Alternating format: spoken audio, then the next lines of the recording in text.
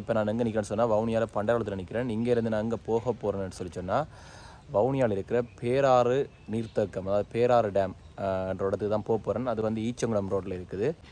Okay, இந்த இடத்துலேருந்து நான் எங்களோட அப்பாவோட பைக்கில் தான் போக போகிறேன். இதுலேயும் வந்து பாருங்கள், நான் குளத்தை வந்து வட்டிக்கிறாங்க, பண்டவளம் குளத்தை. என் அவ்வளோத்துக்கு இந்த இடத்துல அந்த வீட்டுக்கு மேலே வெள்ளம் வந்ததாம். சரி, இதுலேருந்து வலிக்கிடுவோம். இதில் போய் என் ஃப்ரெண்டோட பிக் பண்ணிக்கொண்டு அப்படியே அங்கே போய் பார்ப்போம் என்ன மாதிரி இருக்குன்னு சொல்லி. இதில் வந்து நான் போய்கொண்டிருக்கிற இடம் வந்து குளுமாட்டு சந்தி. இந்த இடத்தாலேயும் அந்த நிறைய தண்ணி பாய்ஞ்சது. இந்த இதில் தான் மீன் எல்லாம் பிடிச்சவங்க. இப்போ வந்து நாங்கள் கிடாச்சுரி ரோட்டில் போய்கொண்டிருக்கிறோம். இந்த ரோட்டில் போய்க்கில் தான் பேராறு டேம் வரும். அதை விட வந்து இந்த ரோட்டால் நீங்கள் போனீங்கன்னு சொன்னால் மெல்லாவிக்கு போகலாம், மன்னார் மடு கோயிலுக்கு போகலாம், அதோட வந்து பூவரசங்குளத்துக்கும் இந்த ரோட்டால் நீங்கள் போகலாம். இது வந்து புதுக்குளம் மகாவித்தியாலயம், புதுக்குளம் ஸ்கூல். நிறைய பேருக்கு தெரிஞ்சிருக்கும். இந்த இதில் போட்டிருக்கு பாருங்கள், புதுக்குளம் மகாவித்தியாலயம். இது வந்து புதுக்குளம் டவுன். அதுவுமே வந்து இப்போ ஓரளவு பெரிய டவுனாக மாறிட்டுது. இதில் வந்து இந்த ஈஸ்வரன் விளையாட்டுக் கழகம்ன்ற போட் இருக்குது தானே, அந்த போட் தாண்டி வர ஒரு 300 மீட்டரில் ஒரு நீல கலர் போட் போட்டிருக்கும், பேராறு நீர்த்தேக்கம்னு சொல்லி. கிட்டத்தட்ட இதிலேருந்து 800 மீட்டர். இதால் திரும்பி 800 மீட்டர் போனால் அந்த தேக்கம் வரும்.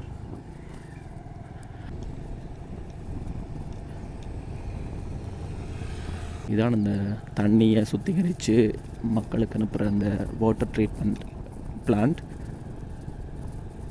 இதில் வந்து 2 ரோட் போகுது. கீழால் போகிற ரோட் வந்து மேலே டேமுக்கு போகுது, அதாவது வந்து அந்த தண்ணி திறக்கிற இடத்துக்கு போகுது.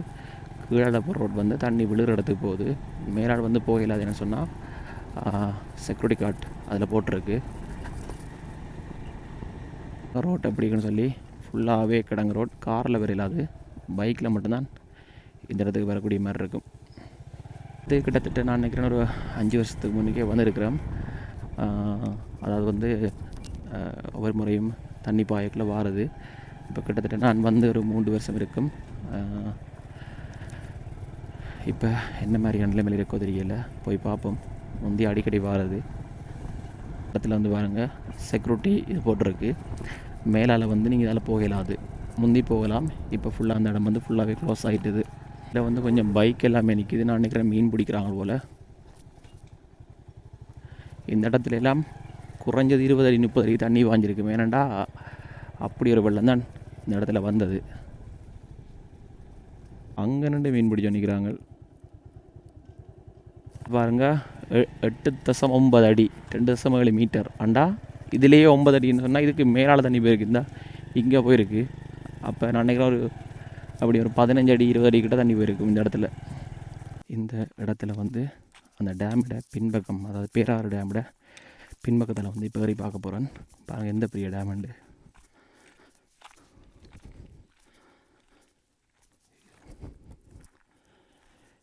இந்த பெரிய டேம் முதல்ல இப்படி போடல, போட் இப்போ போட்டிருக்கு. மீன் பிடிக்கலாது அது மாதிரியெல்லாம். இதுதான் வந்து அந்த பேராறு டேம். பேராறு டேமோட இந்த பக்கத்தில் வந்து நோமலை தண்ணி பாயும். அதில் அங்கே தெரியுதில்ல, அந்த இடத்துல தான் வான் கதவுகள் இருக்குது. இந்த வான் கதவுகளை திறந்து தான் இந்த இடம் ஃபுல்லாகவே அரித்து அப்படியே எல்லாம் கிளறி கொண்டு போயிருக்கு. இதால் இதுக்கு எதிரே அங்காள இருக்கிற ஊர்கள் நிறைய பாதிக்கப்பட்டிருக்கு. நிறைய குளங்கள் எல்லாமே உடைச்சிருக்கு. இப்படி நாங்கள் கீழே போய் அந்த வான்கதவு கிட்ட போக போகிறோம். நடந்து போகிற இந்த பாதை வந்து எப்படி சொல்கிறது, ஒரு சின்ன ஒரு அகலம். இங்கே வந்து பார்த்திங்கன்னா அந்த ஆழம். இப்படி காலை வச்சு ஒரு இவ்வளோ தான் அகலம். ஓகே, இப்படி நடந்து போவோம். முன்னுக்கு வந்து என் ஃப்ரெண்ட் பிரவீன் முன்னுக்கு போய் கொண்டுக்கிறார். இப்போ நானும் அவனு தான் வந்து நாங்கள் பாருங்கள், இந்த கரையில் வந்து இந்த எட்ஜ் எவ்வளோ ஆழமண்டு. விழுந்தால் பட்டியா, எந்த கதையும் இல்லை. பட்டியோ இல்லையோ பார்ட்ஸுகள் ஒன்றும் இருக்காது. நிற்கிற இடத்துல வந்து பார்த்திங்கன்னு சொன்னால் பின்னுக்கு இந்த இடத்துல இருக்கிற தண்ணி வந்து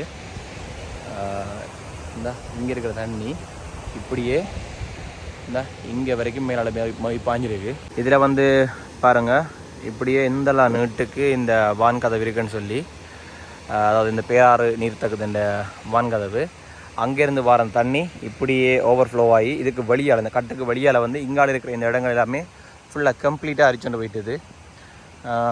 இப்போ அப்படியே போய்கொண்டு பார்ப்போம். அந்த அதாவது வந்து வான் இது வந்து வான் பாயிற இடம், வான் கதவுகளைத்தான் இப்போ நான் போய்கொண்டு இருக்கிறேன். இதால் வெள்ளம் வந்து இங்கால வந்து இவ்வளோ ஆழத்துக்கு வந்து அரித்து இதுக்கு மேலால் பாஞ்சிருக்குன்னு சொன்னால் பாருங்கள் எவ்வளோ உயரத்துக்கு இது பாஞ்சிருக்குன்னு சொல்லிங்க.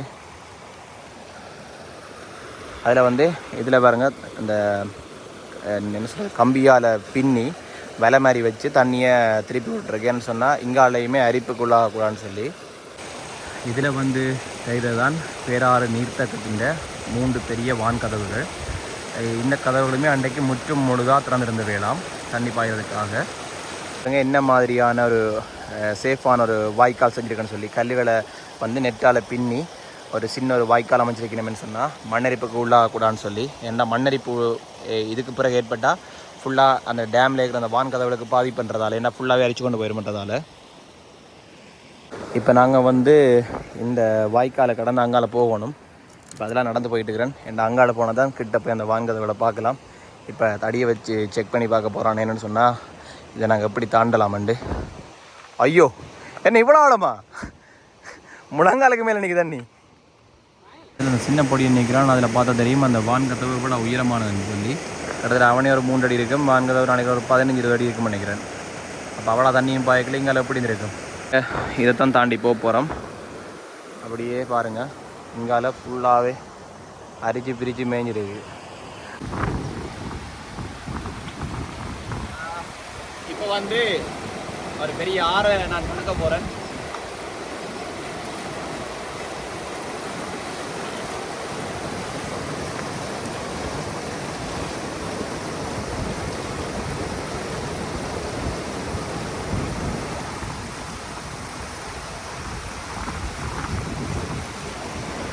இதில் வந்து அந்த கல்லுகளை வச்சு ஒரு ஃபென்ஸ் மாதிரி அந்த நெட்டுகளை வச்சு செஞ்சுக்கிறாங்க. அதையுமே அரிச்சு கொண்டு போய் தான் வெளுத்திருக்கு.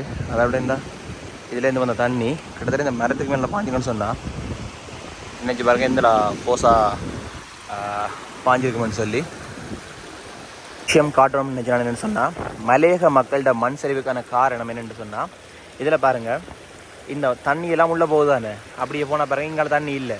அப்போ இதுக்குள்ளே தண்ணி போய் அங்கால கீழே வருது. அப்போ இப்படி மலையகத்தில் வந்து மலைகளுக்குள்ளே தண்ணி போய் நிறைஞ்சோன்னு தான் அந்த மண் சரிவு என்ன சொல்கிறது எதிர்பாராமல் திடீரெண்டு வாரது. அப்போ முன்னறிவித்தல் இல்லையென்று சொல்கிற ஆட்கள் முன்னுக்கு நாங்களே தான் யோசிச்சிருக்கணும். காரணம் என்ன சொல்லி சொன்னால் தண்ணி நிறையுமான்றதை வந்து எல்லாருமே பார்த்து கொண்டு இருக்க முடியாது. எந்த இடத்துல தண்ணி வந்து நிறையுமன்றது இந்த இப்படி தான் தண்ணி நிறைஞ்சு அந்த மண் சரிவு வந்துருக்கு. இந்த இடத்துல வந்து வெளிச்சத்துக்கு கண்ணெல்லாம் சும்மா மினுங்குது. இந்த டேமை வந்து நீங்கள் பார்க்க வரணும்னு சொன்னால் இப்போ தண்ணி கொஞ்சம் குறைவாக தான் இருக்குது. சும்மா பார்க்க வரலாம். ஆனால் என்ன சொல்கிறது குளிக்கிறதுக்கோ இல்லாட்டிக்கு வந்து எதுக்குமே சேஃப் இல்லை. ஆனால் நம்மளாம் மீன் பிடிச்சி அப்படியா செஞ்சு போகலாம். மற்றபடி குளிக்கிறதுக்கு எல்லாமே இப்போ வந்து சேஃபும் இல்லை விடவும் இல்லை. ஃபுல்லாகவே கல் பாறைகள். இதுலேயும் வந்து ஒரு வடிகால் அமைப்பு செஞ்சுக்கிறாங்க. தண்ணி வந்து கொஞ்சம் ஃப்ளோ ஆனால் இப்படி இந்த சின்ன சின்ன தொட்டிகளை விழுந்து போகிற மாதிரி இதுக்குள்ளே நிறைய மீன்கள் நிற்கும். அப்படி மேனு சொன்னால் ஒவ்வொரு தொட்டிகளையும் விழுந்து தானே போகுது. அப்போ இதிலே மீன் நிற்க வாய்ப்பு இருக்குது. இதை தாண்டதான் கொஞ்சம் பயமாக இருக்குது. என்ன சேர்ந்து ஆடுது பாவம். அந்த மேலால் போயும் பெரியல அதுலேயும் கதவை போட்டு பூட்டியிருக்கு. ஓகே அங்கே போய் பார்ப்போம் என்ன மாதிரின்னு சொல்லி. அதில் வந்து ஒரு அண்ணா பாருங்க நிற்கிறார். அவர்கிட்ட கழுத்து மட்டத்துக்கு தண்ணி நிற்குது. அதில் ரெண்டாவது மீன் பிடிக்க நிற்கிறார். இப்போ பாருங்க radial Gates and spillway area. இந்த இடத்துலாம் ஃபுல்லாகவே நார்மலாக தண்ணி பாயிற இடம். அதோட வந்து வான் கதவுகள் அதில் வந்து இப்படி ஃபில்டர் பண்ணி போகிற மாதிரியான சிஸ்டங்கள் எல்லாமே வச்சுருக்கு. இந்த நீர்த்தக்கத்தில் இருந்து தான் தண்ணி எடுத்து நிறைய இடங்களுக்கு வந்து நீர்ப்பாசனம் செய்யணும். இந்த இடத்துல இந்த நீர்ப்பாசனம்னு சொன்னால் மக்களுக்கு குடிநீராக போகுது சுத்திகரித்து.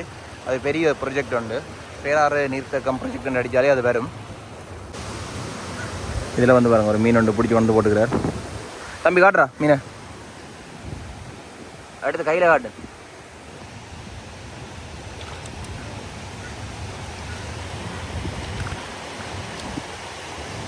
பயம் இல்லாமல் பிடிக்கிறான் கையில். அது செட்டையை பார்த்தாலே பய மாட்டேக்கு.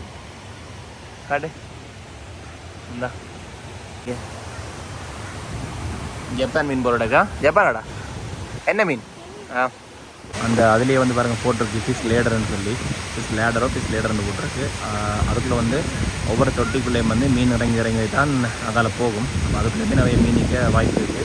இந்த சிஸ்டத்துக்கான மெயின் நோக்கம் என்னென்னு சொன்னால், இந்த ஒவ்வொரு தொட்டிக்குள்ளேயும் விடுற மீன்கள் வந்து திருப்பி அந்த டேமுக்குள்ளேயே போகிறதுக்காகத்தான் இது வச்சுருக்கு. ஒவ்வொரு தொட்டிக்கு விடுற மீன் வந்து வெளியில் போகாமல் இருக்கிறதுக்காக தான் வச்சுருக்கு. பட் இதுக்குள்ளே வந்து யாருமே மீன் பிடிக்கவும் இல்லாது. ஏனெண்டா செக்யூரிட்டி கார்டு வந்து போட்டிருக்கு. ஏன்னா வார மீன் எல்லாமே திருப்பி டேமுக்கு போகணும் பண்ணுறக்காண்டி. இந்த இடத்துல என்ன சொல்கிறது, மண் எல்லாமே கிளறி புலந்து அரிச்சு போயிருக்கு.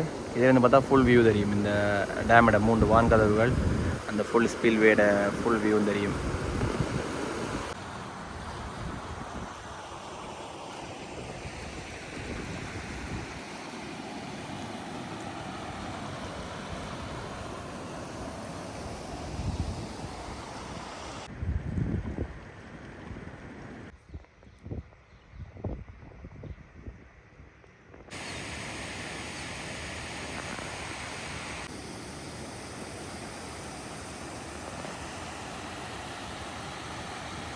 இதில் வந்து பாருங்கள் எவ்வளோ பேர் மீன் பிடிச்சி நிற்கிறான்னு சொல்லி.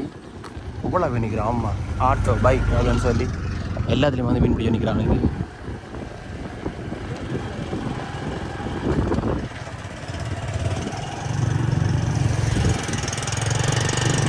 வந்து புதுக்குளத்துக்கிட்ட தான் நான் போய் கொண்டிருக்கிறேன். இப்போ நான் அந்த புதுக்குளம், அதாவது வந்து பேராறு நீர்த்தகத்தை பார்த்துட்டு இப்போ விளக்கிட்டாச்சு, வீட்டை போய் கொண்டிருக்கிறேன். அந்த இடத்த நீங்கள் பார்த்துருப்பீங்க.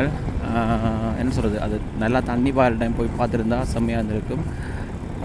பட் வவுனியாவில் இவ்வளோ பெரிய ஒரு நீர்த்தக்கம், அதாவது வந்து ஒரு பேராறு நீர்த்தக்கம் இருக்குன்றது யாருக்குமே பெருசாக தெரிஞ்சிருக்காது கூடிய அளவு.